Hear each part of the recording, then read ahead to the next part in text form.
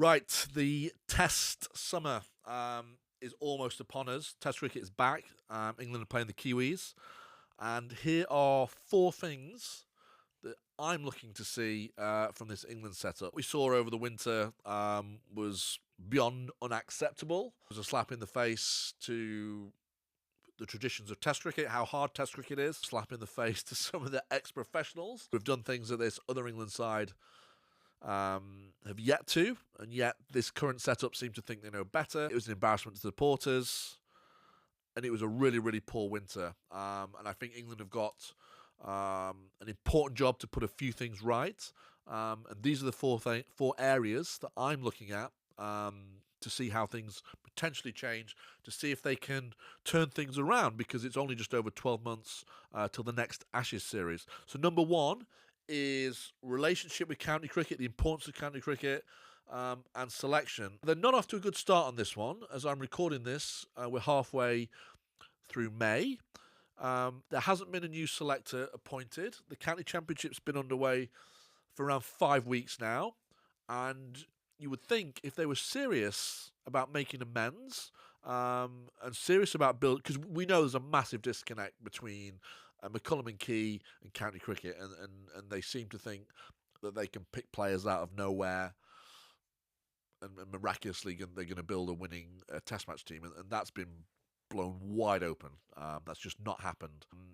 And they're making the right noises in the aftermath about, we're going to re-establish communication and build bridges with county cricket.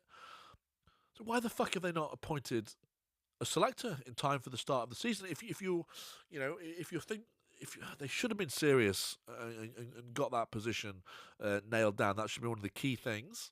On a more positive note, it does look like it's going to be Marcus North. Marcus North played a huge amount of county cricket. He's been heavily involved with Durham for the last few years. So you have somebody who knows county cricket. And also, Marcus North played a reasonable amount of test match cricket. He wasn't a top player, but he's a good player. And he played under Ponting. Marcus North will be well versed in how important test match cricket is, what it takes to be successful at test match cricket. I remember him in the '09 Ashes. He was playing around there. Like the current lot we have playing for England, he took it seriously. He wasn't messing around. He wasn't giving his wicket away. He got stuck in when it needed to. He adapted to the game.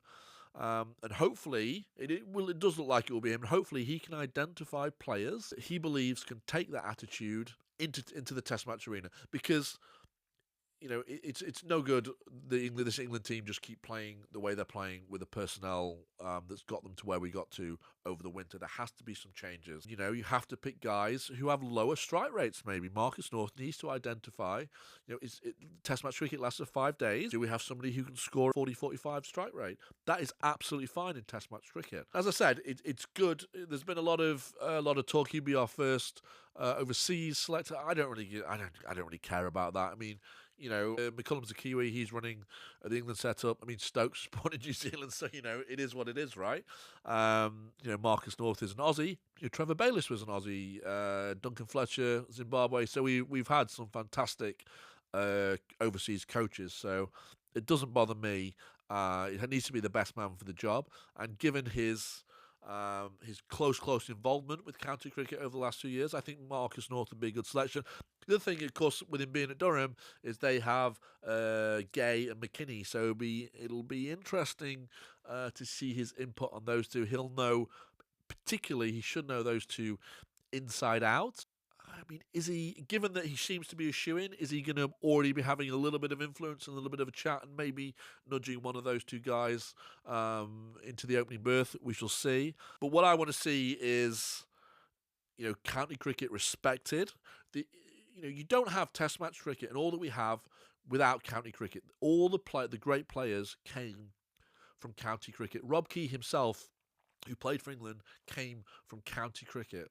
Okay, it is the breeding ground where all these guys come from. So we have the game that we have. We have the guys that are marketable. We can grow the game. We can have the great test match days. And it's just been so disrespected and so undervalued in the last few years. It will be Marcus North. It looks like. I hope that he can really rebuild those bridges and have county cricket really valued.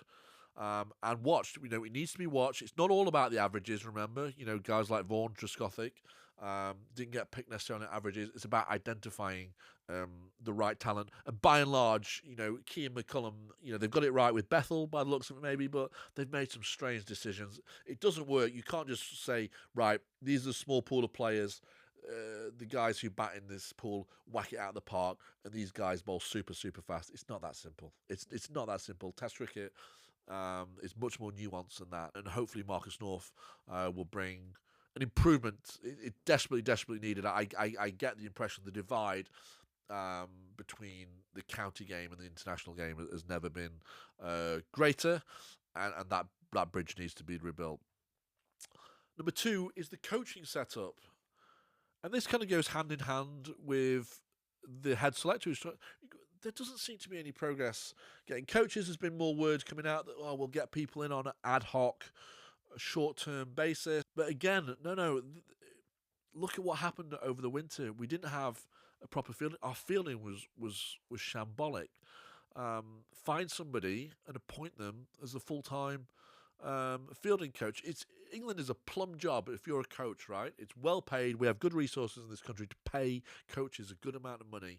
Okay, we should be able to attract the best in class to improve our team. No idea what's happened to Paul Collingwood. It's like he's been kidnapped or something. He seems to have disappeared off the face of the earth.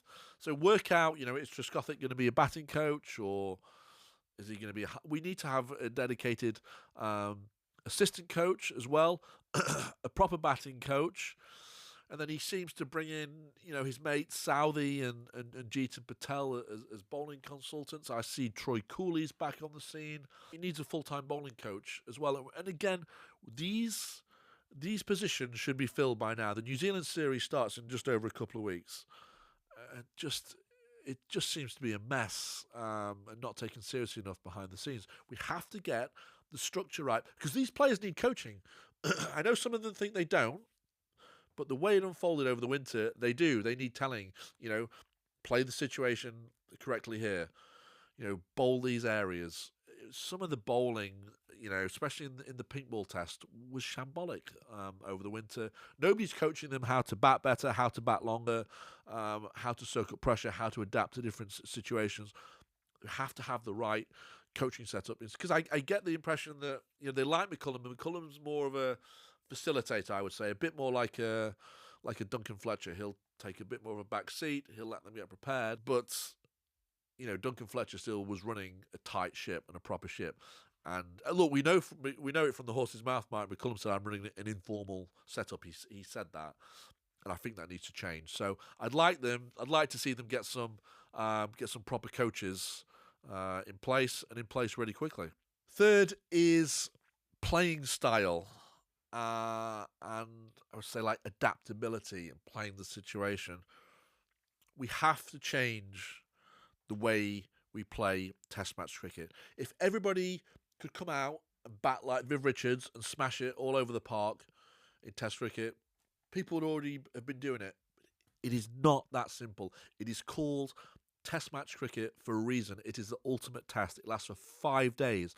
5 days of cricket is a huge amount of balls, of overs, of time, ebbs and flows. It ebbs and flows. You can't be on the front foot all the time. The opposition will come back at you. You have to soak up pressure.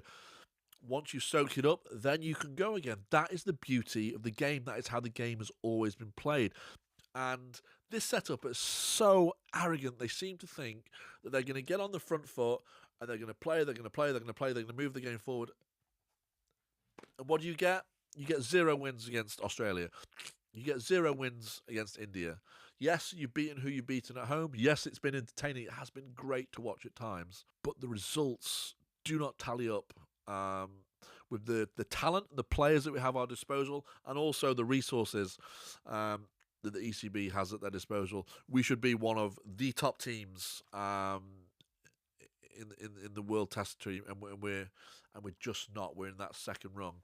And the way we've played time and time again, I go back to 2023 Ashes. I was there at Lords that afternoon. We were so far ahead of the game.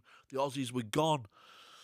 And then everybody on the hook, and suddenly the game changes. We should have beaten India last summer. Those shots by Brook and Breffel at the end. Great teams, whether it's Ponting, Steve Waugh, when they're closing out games, they don't play shots like that. They just do not play shots like that. They are ruthless and they finish off games.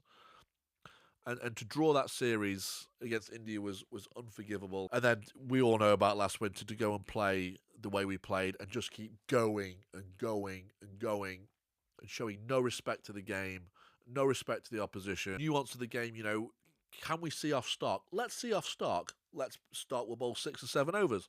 Let's get through this, and then we see where we are. No, there was none of that, and that has to change in a weird kind of way. Despite the fact that some of the cricket has been shambles from an England supporters' point of view, for me, it's refreshing that that approach doesn't work, because Test cricket should get the respect it deserves, and it should be played in a way that, like I said, it is Test cricket. It is the hardest format of the game to play, and these guys need to change, and that comes from the coaching, and it comes from a change in player mindset. And I'll be looking to see very closely, are they adaptable? Are they changing the way they play? Are they recognising where the game is? Are they going to soak up some pressure? Because if they play, harem scarum cricket and they get away with it and they scrape past New Zealand and they scrape past Pakistan, my mind is bigger picture. Ashes just over 12 months away. Is that going to work against the Aussies? History tells us not. So, I'm not just looking at results. I'm looking at a performance. Going to be an evolution, an improvement in the way this team plays. It's going to be fascinating to see this summer. Number 4, slightly taking a further step on from this, will be their attitude and a little bit of their humility, I guess I would look at it. I know you want to be a top-level sportsman. You need a bit of that arrogance or that self-assuredness in your locker.